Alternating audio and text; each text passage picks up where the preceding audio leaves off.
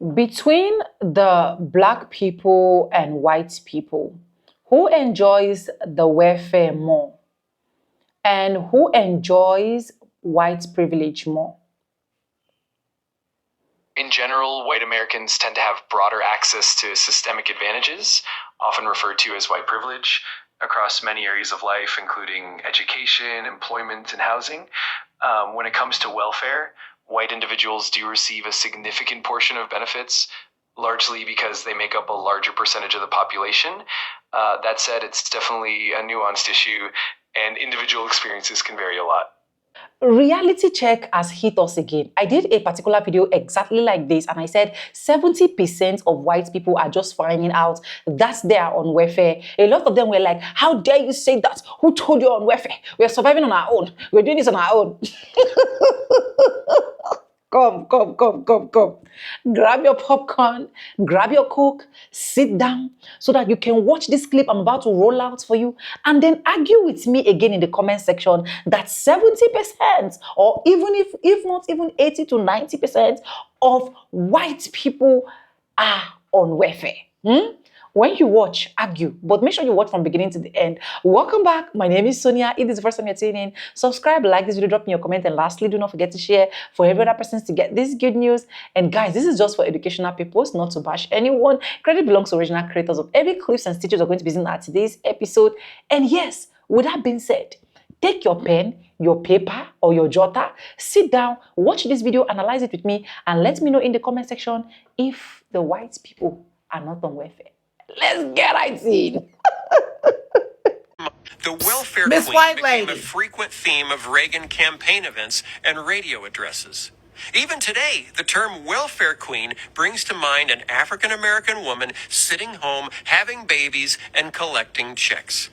The true story of the woman Reagan was describing is a little different. The Chicago welfare queen was a woman named Linda Taylor, though no one knows if that was her real name since she used more than 30 aliases. In addition to defrauding the government through various elaborate welfare schemes, Linda Taylor is also believed to have stolen babies from hospitals to sell them and is suspected of having murdered at least 2 female acquaintances.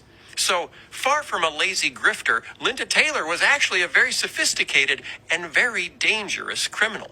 Oh, and according to the 1930 census records, she was white. Imagine that. Back to Martin Gillen's research. From 1970 through 1990, black Americans continued to make up roughly 60% of representations of poverty in the media, even though they seldom made up more than 30% of America's poor. There Since were you like exceptions, though, as in statistics. 1982 and 1983, when pictures of white families suddenly spiked all the way up to 70%. What happened in 82 and 83? The worst recession in a generation, combined with threatened cutbacks to social programs by the Reagan administration. Suddenly, middle-class families were falling into poverty with less of a safety net to help them. White, And who did editors choose middle-class to feature in families. photos to generate sympathy for these newly poor families? White families. As soon as the recession ended, journalistic focus returned to stories of wasteful spending and portrayals of poor urban black families. Poverty in America went back to being black. Why does this matter? Because poverty in America isn't a uniquely black problem. To this day, African American families make up less than 30% of America's poor and receive only about a third of government spending on poverty programs. 70% of our spending goes to white and Latino families. Yet when we think about helping the poor, we think of handouts to African American mothers with multiple kids and no husbands living in the inner city. Why? Because those are the images we've been shown over and over. And here's the sad reality of lingering racism in America. The more we think of poverty as a black problem, the less we want to help. Exactly. It isn't us, after all, it's them. And very old tropes about African Americans being lazy and irresponsible, remember the vagrancy laws, rear their ugly heads to make us less compassionate about America's poor. And as Christians, called time and time again in Scripture to care for the poor, this is nothing less Not them than damn tragic. evangelicals. Third question, and this one's short. Why do you say we did these things? You ever notice how the same people who benefited from public assistance are the same ones who act like welfare is some sort of moral failure? Yeah, let's talk about the presidents who cashed in and then closed the door behind them. Ronald Reagan, he literally made a boogeyman out of the welfare queen. And we all know who that caricature was supposed to represent, Black single mothers. But did you know that Reagan's own family benefited from the New Deal food relief programs? The ones that they had during the Great Depression. Yep, government food aid kept them afloat. But when he got into power, he slashed food stamps, gutted social programs, and pushed the racist myth that Black people were the ones that were freeloading rich. Bill Clinton. Clinton's family struggled. His stepfather was his household was unstable. They relied on federal loans and local support to get by. And once Bill made it into office, he signed the 1996 Welfare Reform Bill. You know the one that decimated the support for millions of families, mostly Black and brown, of course. We're the target. We're always the target. He claimed that it would end dependency. All it really did was make survival harder for working class women and children. Dwight Eisenhower, he grew up poor. His family lived on land grants and public resources. His schooling, his military career, even the GI Bill helped him rise. But in office, he warned against expanding social programs. He often stalled on civil rights protections that would have granted Black veterans the same rights to the GI Bill that he had access to. Donald Trump. Let's be real, Trump was propped up by taxpayer money in more ways than one. His family's fortune, inflated by government housing contracts and FHA subsidies that his father exploited. And now, he's been anti-welfare, anti-SNAP, anti-anything that supports the poor, while racking up millions in government payouts for his businesses. Even George W. Bush. The Bush family empire was built off of oil subsidies, tax loopholes, and government connections. But his administration pushed work requirements for welfare recipients and reduced access to housing assistance, all while his cronies cashed checks off of FEMA contracts and post-war reconstruction scams. So the real welfare kings, they wear suits, they pass budgets, they sign bills. And when it's their families, their farms, their companies, it's called a subsidy. But when it's your grandmother trying to get groceries, all of a sudden it's a national crisis. Welfare isn't the problem, the double standard is.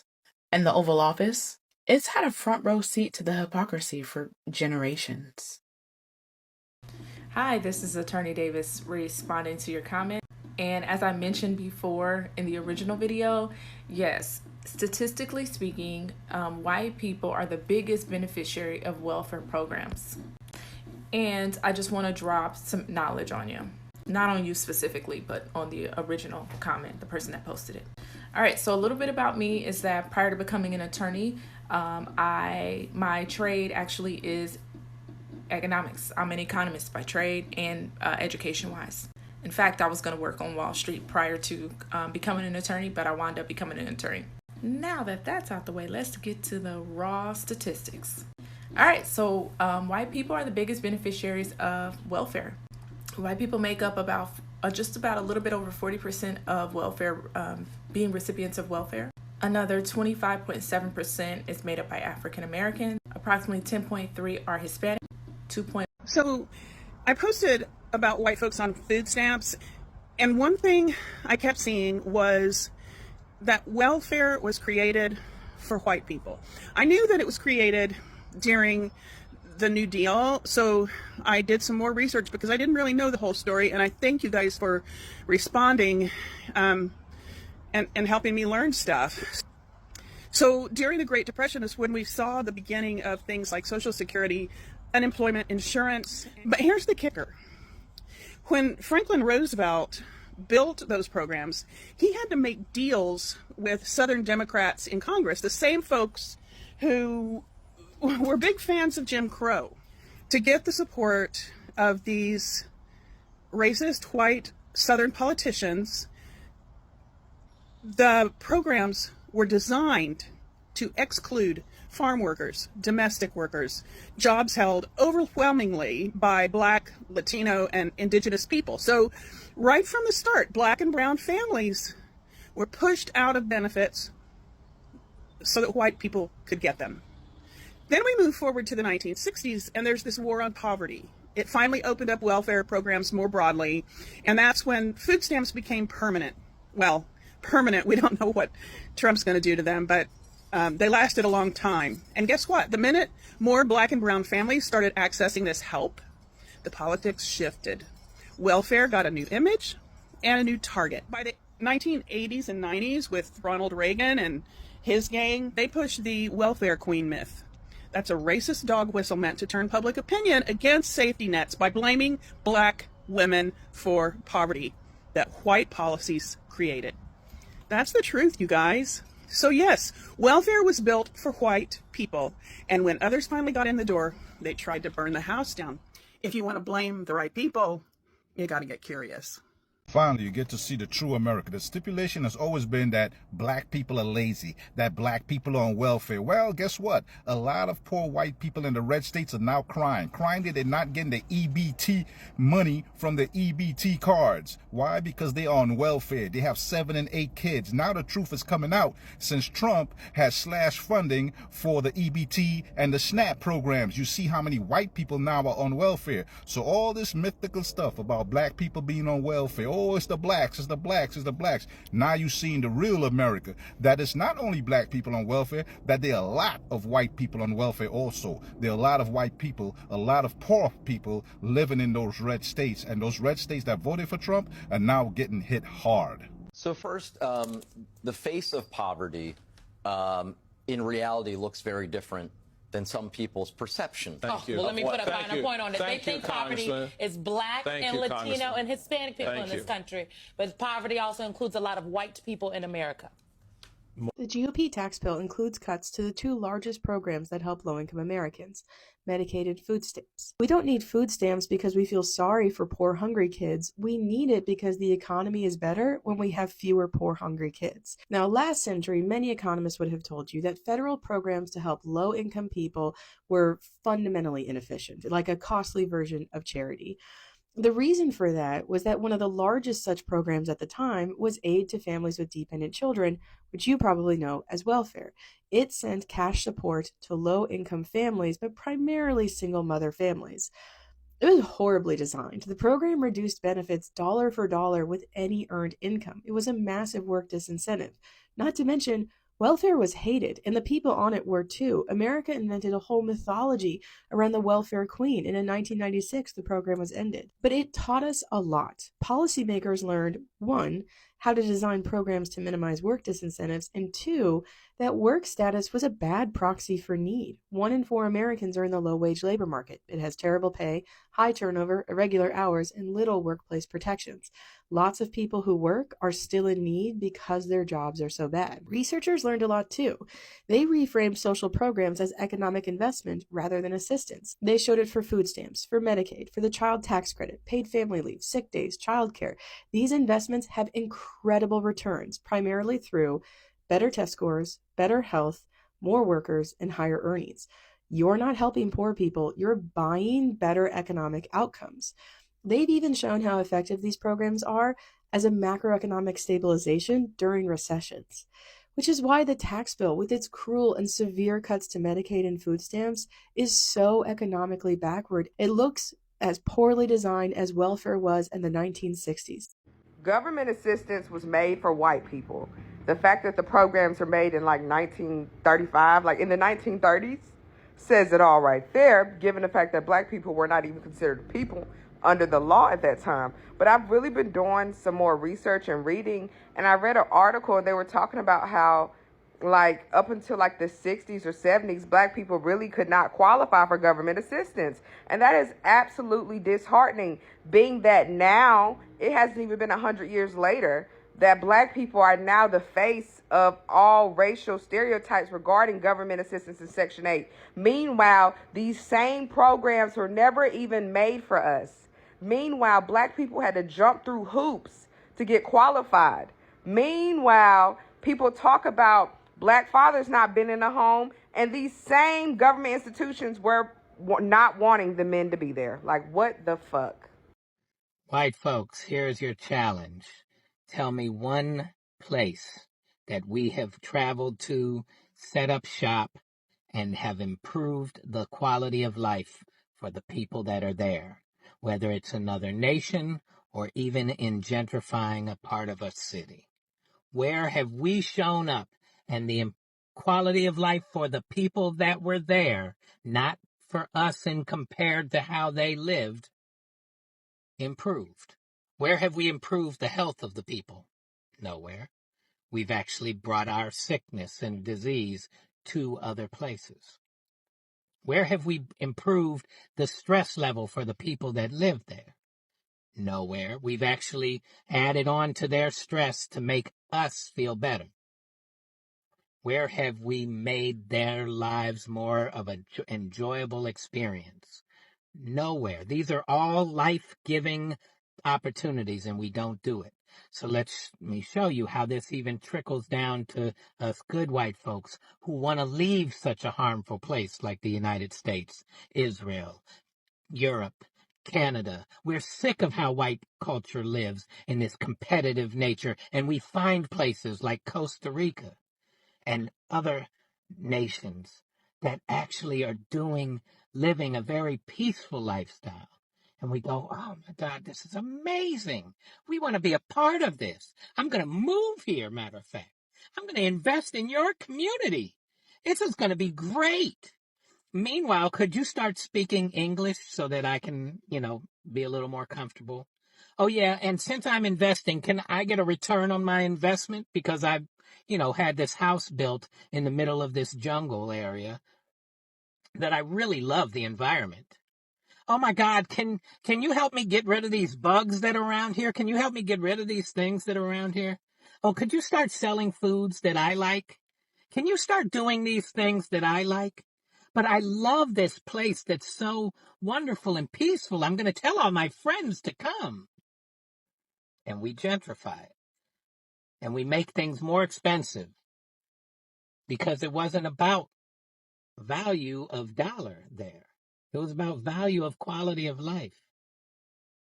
And we harm these things, not thinking we're trying to harm them. We really want to be a part of that. But we cannot show up somewhere and say, oh my God, I really want to be a part of what you have going on. And yet, I need to learn from you how to do that. Oh, you're saying I need to let go of some of my value systems. Oh my gosh, you're saying that my money doesn't really have as much value here. And if I start to let go of these things, I can live and enjoy life like you? Ooh, that's going to be tough, but okay, let's give it a try. We don't do that. We go, oh, I love what you've done with the place. Here's what I want out of it. Even in the sweetest voices, in the sweetest of intentions, we cause harm until we learn how to change our cultural approach. Race for what? You have got to hear this. And if Democratic candidates and current politicians don't start fucking talking like this, they can just go take a hike. This is courtesy of Susan Polis. I don't know who she is, but this is a blockbuster write-up. Here you go. Oh, so now you care about federal funding. That's cute. Let's talk about California, the state everyone loves to roast but can't live without. While folks in red states rage about liberal elites and big government, California quietly cuts the checks that keeps their towns running. Fact. California pays over $80 billion more in federal taxes than it gets back. That's not generosity. That's subsidizing dysfunction. Meanwhile, Kentucky gets $3.35 for every $1 paid. Mississippi basically double dips on federal aid. West Virginia, Alabama, Arkansas, inhaling federal cash like it's oxygen.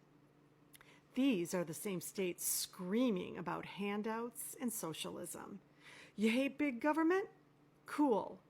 Give the money back. But no, red states cash the checks, build roads, fund hospitals, subsidize farmers, then hop on Facebook to lecture California about freedom. It's like borrowing your neighbor's Wi-Fi and calling them lazy. Now Trump wants to punish California's universities because students protested. And Gavin Newsom fires back with, maybe we stop sending our taxes to D.C.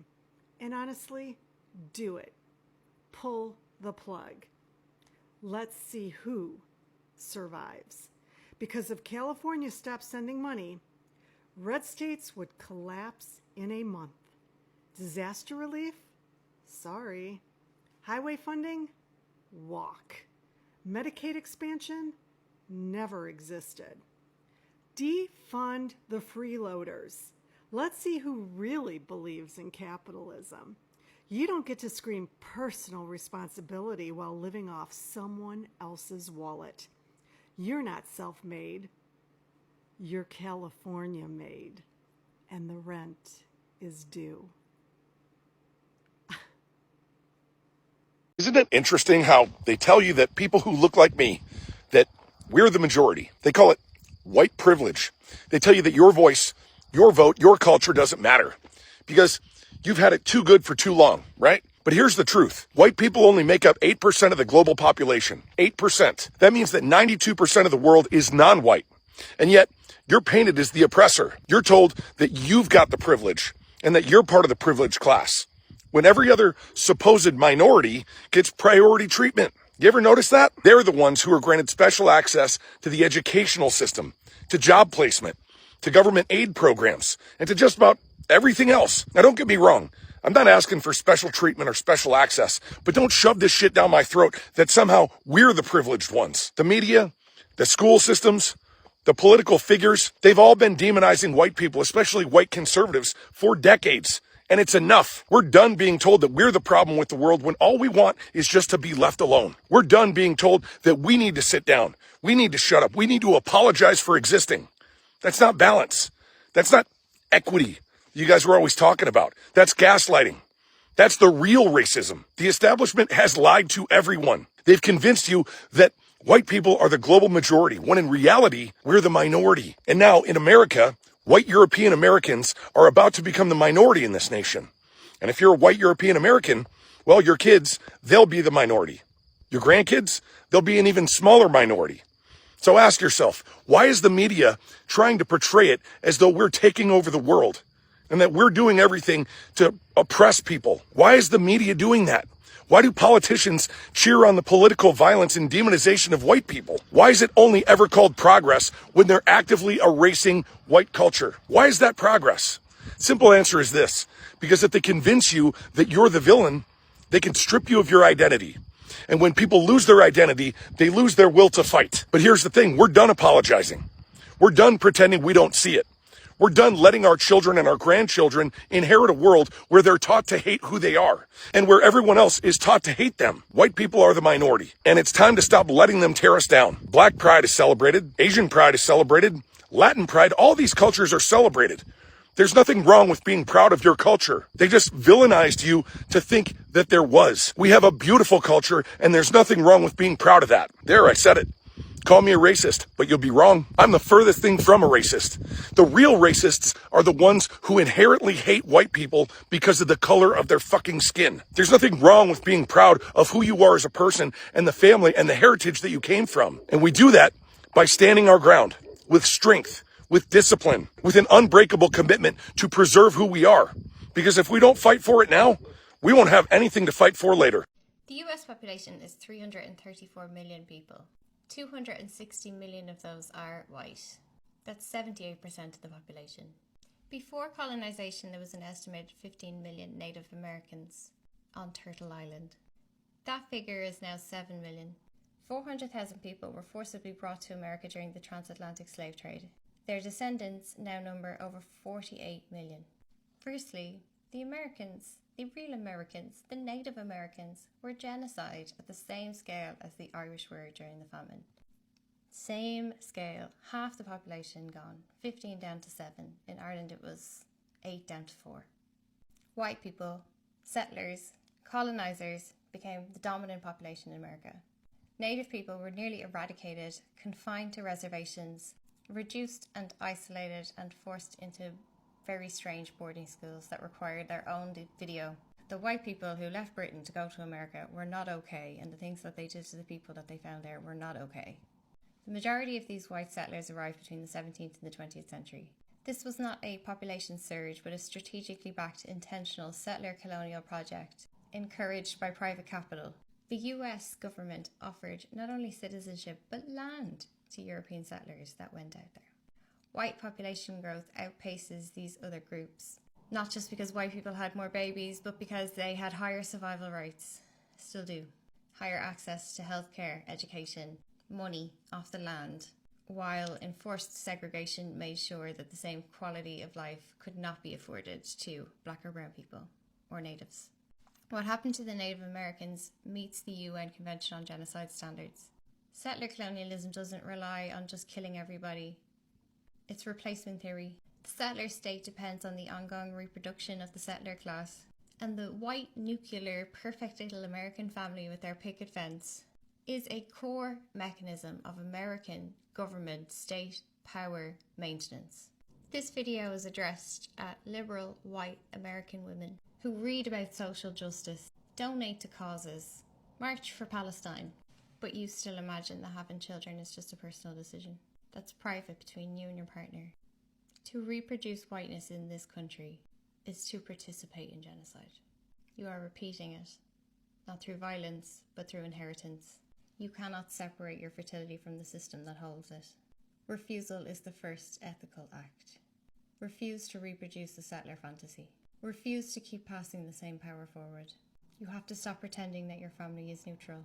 You have to stop pretending that your child is just your child. In this system, your child is carrier of settler legacy, a beneficiary of violence, unless you choose to make them something else. That choice sits with you, and it's do or die. Stop pretending that white America is normal, or that this life is innocent. The population structure of the United States today is built atop destroyed nations, stolen children, sterilized women, and a legal system designed to protect the white family, to continue unconsidered, unexamined reproduction. In that system is not passive. You are actively participating in colonialism. Reproductive refusal is a form of ethical resistance to late-stage capitalism. But this is not a call to antinatalism. It is a call to break the cycle of reproduction as erasure. Many settler descendants seek spiritual meaning, whether through God or otherwise, without acknowledging or confronting the material structures that you live inside. Without truth, reflection, repentance, restitution, your spiritual claims are empty. Continuing in 2025 to just do the suburban thing while ignoring genocide is not morally neutral. You're participating in systemic violence. This is not a blanket condemnation to motherhood or a denial of your worthiness to real human love and care.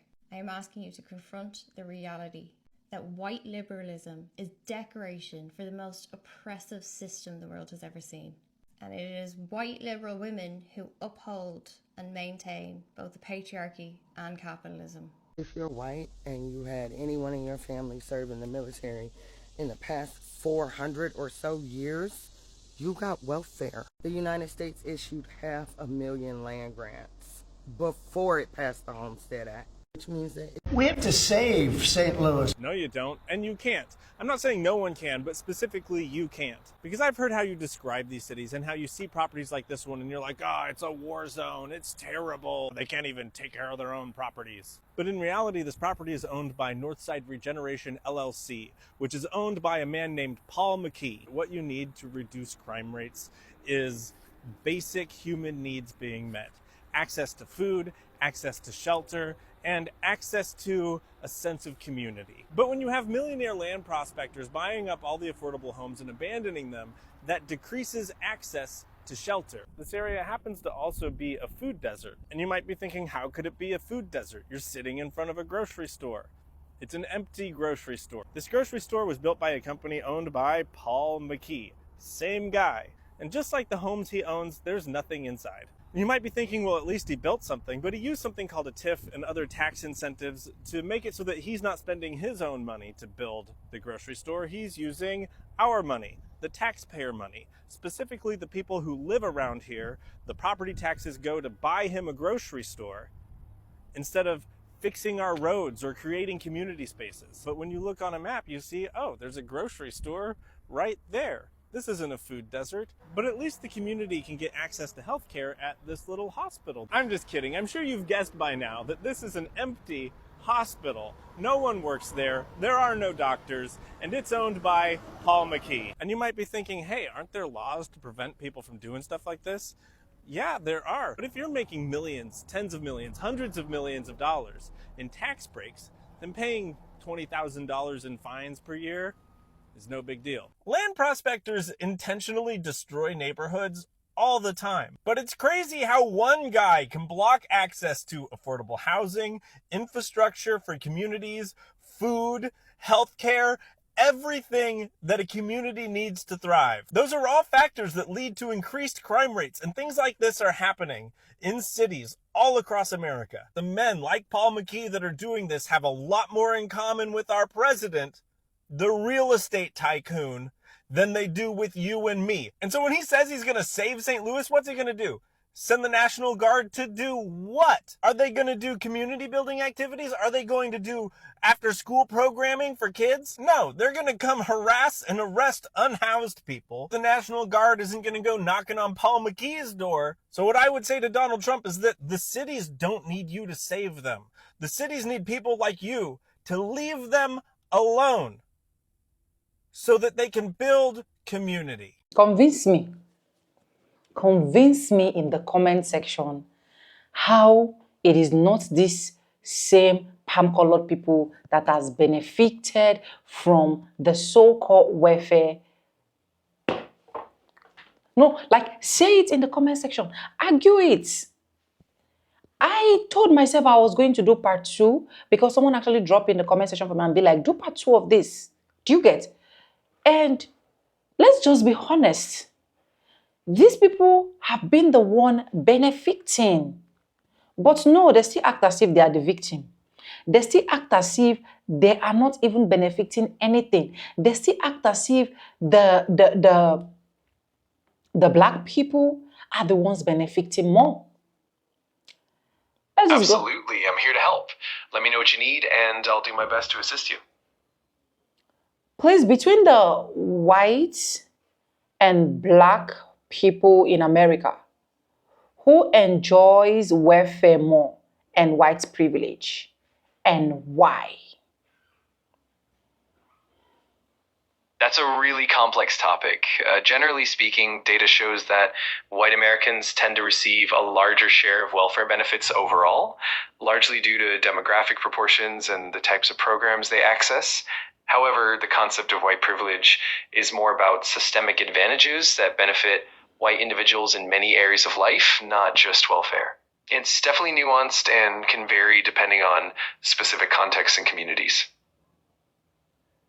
So white people benefit more, right, than the blacks, right?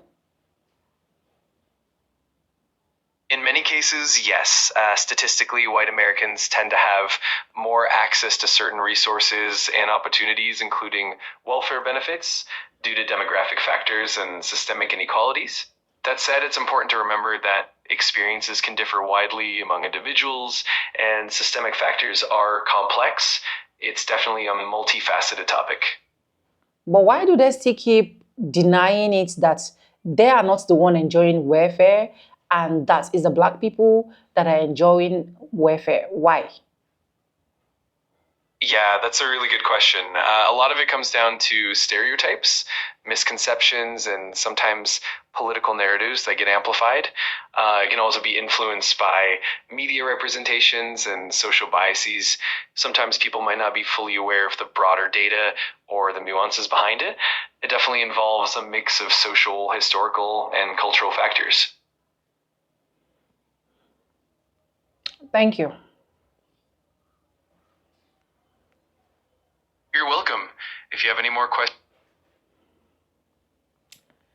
Even Chatgpt confirmed it, that they are the one that benefits more. But they will still argue it in the comment section with me. They will still tell me, how dare you say that? We have been working. We are working class. We've been doing this. We've been doing that. We've been trying to survive. And now you're sitting down there, opening your mouth to say we are on welfare. 70% of white people our own welfare. A lot of them are discovering it. A lot of them choose to discover it and then say it's still a lie. No matter the discovering, we don't care. Do you get? Anyways, guys, let me know what you think about this video in the comment section. If you haven't subscribed, subscribe, like this video, drop me a comment, and lastly, do not forget to share. This is just for educational purposes, not to bash anyone, right? Credit belongs to original creators of every clips and stitches we have in our today's episode. And yes, guys, with no further ado, I'm going to be saying bye, and I'll see you guys in my next one. For now, bye, and I'll see you. Mwah.